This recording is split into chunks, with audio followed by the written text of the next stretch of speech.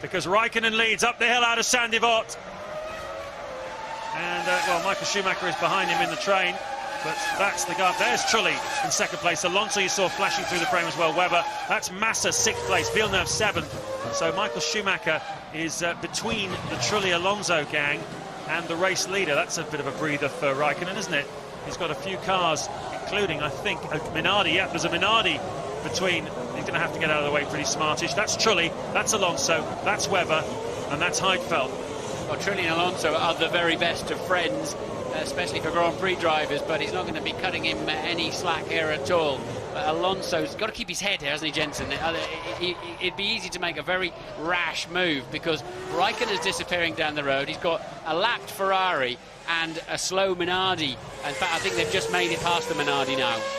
Yeah, it's a difficult situation. You have to really be on it because there might be an opportunity, but you don't want to go too crazy. And you know, if you touch the car in front or the barrier, that's it around here. Right, best case scenario for Raikkonen then, because Alonso's getting held up wickedly on this lap, so it is playing into his hands. He certainly is. There's a Minardi and a Ferrari. Michael Schumacher still feeling the balance of that car, having changed the nose on the pit stop a moment ago. What kind of margin has Raikkonen already got over Trulli? 5.6 seconds in one lap alone, so he's certainly well on his way to buying himself that cushion that he needs. And look at Alonso under pressure, so whether he's made a mistake or just struggling with a fresh fuel load and the same tyres to just get some grip, but Alonso, instead of being all over the back of Trulli, he's under pressure himself. Don't know what went on there. Maybe we'll see a replay of a mistake, or he's just struggling to find grip. On the restart, it's always very difficult when you've got cold tyres anyway. This year, because the tyres are a little bit harder, it's difficult to get heat into them. But when you've got that fuel load on the car, you can't carry the speed through the high-speed corners and you can't brake as loud as you want, so you're just not getting heat into the tyres. One of the things that's interesting is we've seen all season that the Bridgestone tyres don't like sitting behind a safety car. They don't come up to speed very quickly when they're released. But Michael Schumacher was the second fastest man on that lap after Kimi Raikkonen. All the other Michelin front runners were slower than him on the first lap. So the Bridgestone coming up to temperature very quickly and very nicely there on Schumacher's previously damaged Ferrari. He obviously had a little bit of free air because he's up behind Raikkonen. I think a lot of the other people in traffic, if you look at Webber here. Alonso's definitely struggling though, isn't he, for pace at the moment. Of course, he has fueled up. Alonso, well, mind you, so is Webber, who's chasing him down, and Heidfeld. They're similarly fueled. So Alonso just hasn't got the pace, then struggling through turn one as well there. And the lead over Alonso that Raikkonen had is 9.4 seconds after 2 laps of the restart. Yep, the safety car has really helped Raikkonen in his battle with Alonso. It's certainly not helped Fisichella. He's dropped down to 8th place. We've seen David Coulthard eliminated once again through no fault of his own. He's talking now with Louise Goodman. David, second time this weekend you've lost out in an accident that had nothing to do with you. Yeah, that's unfortunately racing, especially in Monaco, and obviously the Minardi lost it on the entry to Mirabeau, and I could see him because I was close enough. Obviously Michael couldn't, and the chain reaction was he hit the back of me and broke my rear suspension. So obviously very disappointed because we were full tanks and looking very good. No reason to expect anything other than we would have got in front of the Williams, because we would only drop 6 seconds in 20 laps, and we were going well over lap 40. You had it all under control until then. Where do you think you would ultimately have aimed up if you finished the race? Well, I'm not too sure how far Mark would down the road, but certainly in front of Nick. And who knows? Yeah, to say we were brimmed, so we were going all the way to maximum capacity, and we've every reason to believe that we can go as long as anyone, if not the longest. Thanks, David.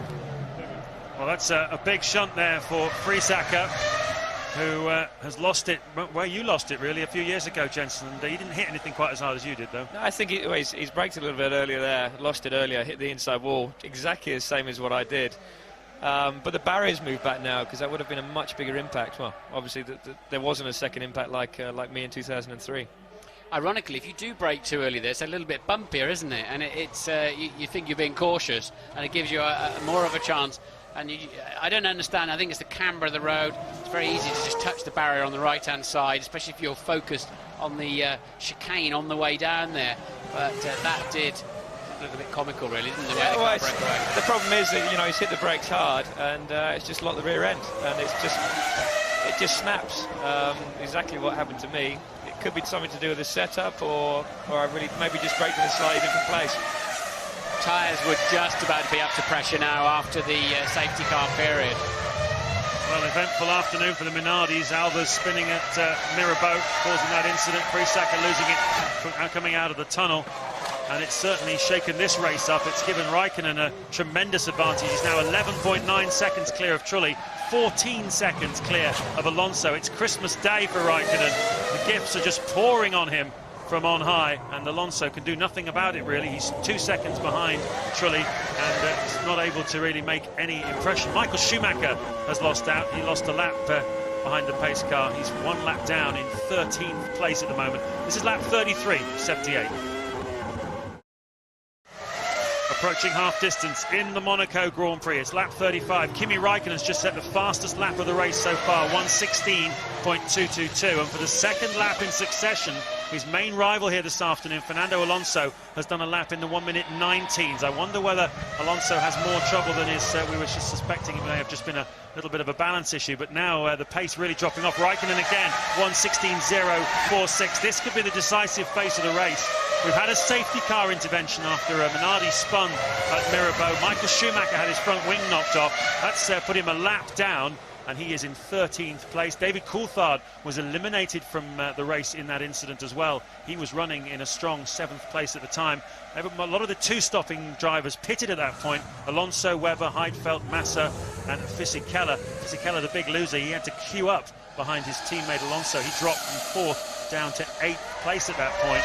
Battle going on still between Barrichello in 10th place that is bound to get some resolution soon, because Montoya is bound to get a little bit impatient, and Raikkonen once again is stretching his advantage. Well, we're joined in the commentary box. We're delighted to be joined up here by Jenson Button, and Jenson, Raikkonen's really, this is a key moment in the race for him now, isn't it? Yeah, it is. I mean, he's just under 3 seconds quicker than Alonso at the moment. I mean, that's just staggering. That's not all fuel. You know, Kimi's doing a great job out there at the moment. Yeah, I think the Renault boys will be scratching their heads, because they took a gamble on coming in with the safety car, and it could have paid off for them. But his pace subsequent to that has just been appalling and just left him nowhere. I mean, give it another 3 laps, and Raikkonen will have a spare pit stop in his pocket, whatever his strategy is this afternoon. Ted has further news. Well, Martin, I'm down here at McLaren, and they're a bit worried because they don't think either Renault has to stop again in this race. They think they were very long stops. They were timing them under the safety car. They were very long stops for both of them. They believe both Alonso and Fisichella, certainly Fisichella, is fueled to the end of the race. So that's why Kimi has to push so hard now. He needs that 23, 24 seconds in his pocket to stay ahead of Alonso. Yes, he needs the track position, but they can also swerve his strategy as well. But yeah, so that's key. How far can he get before he has to come in? That's why he's pushing so incredibly hard. And Alonso has to respond. He's got clear air in front of him. He's got 7.5 seconds now. He's behind Trulli, who hasn't stopped yet. Trulli's the one struggling here, really, in terms of he's not fast enough on his low fuel. But Alonso has to find some speed to bring himself back into contention. Well, I'd be surprised if the Renaults can go through to the finish. They pitted on lap 25. That was when the incident happened up at the Mirabeau. And even with a few laps behind the safety car, I think it's asking some to get through to lap 78. They need to have a fuel tank well over 100 kilos. Plenty of wear on those rear tyres, Luke Jensen, already. Yeah, you can see the camber as well on the tyre. There's a lot of camber there. Quite a bit of wear. And you're saying about the fuel stops, I mean, he's going to have to do 53 laps on this fuel tank, which I can't really see that happening. And well, he may be very, very heavy, although Alonso now down into the low 1:18, still losing 2 seconds to Raikkonen. He's now 27 seconds behind. Raikkonen's going to have the cushion he needs in the next lap or two. In the pits, Jacques Villeneuve dropping down the field as a result. He's now 12th at the moment on the road. This looks like enough fuel to get him through to the finish. A bit slow getting the nozzle onto the car, but tyre wear looks okay at the front, certainly, on Villeneuve's car. A personality, isn't he? No, he's a good guy. You know, to start with, had a lot of publicity when I came to the team, and he found that quite strange because it was his team pretty much. You know, he'd been there since the beginning. But after a few races, there's a lot of respect between us, and he was a good guy to work with. So Villeneuve currently running down in 12th. His pit stop though now included in that. Raikkonen on lap 39. He had a 28-second lead over Alonso last time he crossed the start-finish line. So it's working beautifully for him now. It really is. Approaching half distance then in this Grand Prix. And McLaren, absolutely beautiful. It's fantastically supple, this car, isn't it? When you watch it, particularly through the swimming pool complex. I was down there watching Saturday morning practice. It just floats those curbs much nicer than all of the other cars. It's a wonderful, wonderful car that they've come up with this year, McLaren. They were unlucky at the start as Montero comes in for his first pit stop of the afternoon. McLaren were unlucky at the start of the season, particularly Raikkonen. They lost second place in Malaysia when the tyre valve failed. And but for a few incidents like that, Raikkonen would be right on Alonso's tail in the World Championship. Jarno Trulli pits from second place in the Toyota. That releases Alonso, albeit that he was 9 seconds behind the Toyota, so he wasn't exactly being held up by him. Fastest man on the racetrack is Michael Schumacher. He lost that heavily in that by running into the back of Coulthard and pitting. The safety car deployed quite late. Instead of being up there, say P6, he ended up losing that, coming out just behind the safety car and getting shuffled right down the pack.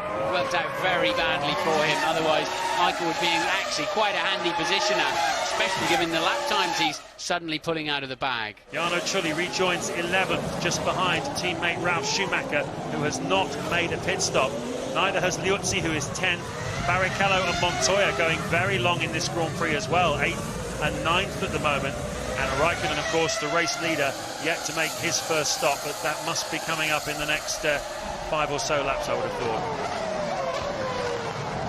Jordan virtually parking to get out of the way of this scrap. Webber's doing well, isn't he? Said this morning it was this is the strongest weekend that Williams have had so far this season. And there's no doubt about it that he seems to have more race pace than he's had at any of the Grand Prix so far. Still looking for his first podium in Formula One as Michael Schumacher sets the fastest lap of the Grand Prix so far. First man to break under the 1:16. He's flying. Where's he been hiding that all weekend, Jensen? What do you think? Where's that come from? That's really surprising, considering that they've fueled the car as well. It didn't stop.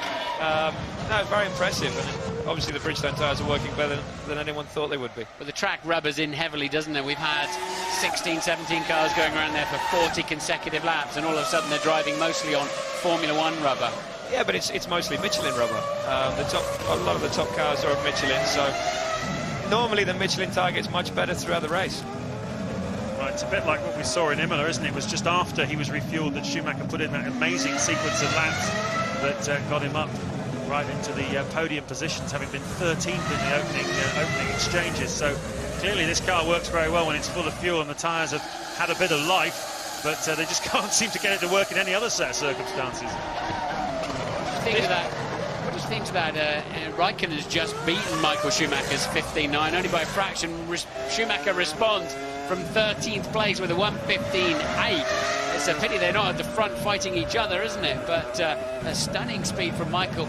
But talking of that, what did you think about him running into the back of Coulthard? It looked a little bit surprising, didn't it, that he didn't see that one coming up? Yeah, I mean, the problem is in that corner, you've got a wheel which is off the ground, the inside front. It's off the ground towards the end of braking, a little bit of understeer. It's very difficult to get on the brakes a little bit harder and stop yourself running into the back of someone because you're running so tight. Yeah, David explained he could actually physically see the guy spinning, and obviously Michael was unsighted behind his rear wing. But Alonso's lead, a deficit now to Raikkonen, 35 seconds. It's in the bag for Raikkonen. If he can clearly stop just once and get to the end of the Grand Prix. So looking very handy, providing he's got reliability. Yeah, Alonso lapping 2.3 seconds, a lap slower than Raikkonen, but of course Raikkonen is due a fuel stop. McLaren mechanics are out in the pit lane, ready for their man, so I think the race leader might be coming in any time. There's Ralf Schumacher. He has just made his first stop, probably the only stop of the afternoon. There is the race leader then, Kimi Raikkonen into the pits, 34-second lead, Ted Kravitz. His tyres looking great condition. They're just clearing some of the rubbish out of the radiators. He's happy with the balance. They're not making any change to the fuel pressures. And there we go. That's a good stop by McLaren for Raikkonen. He'll be easily in the lead, maintain his lead, because Alonso's pace has just disappeared somewhere. He's had no chance since he stopped after that safety car thing. We have had a Minardi crash, and there must have been a lot of debris over the racetrack, so hopefully we're not seeing early signs of slow punctures or something. But Raikkonen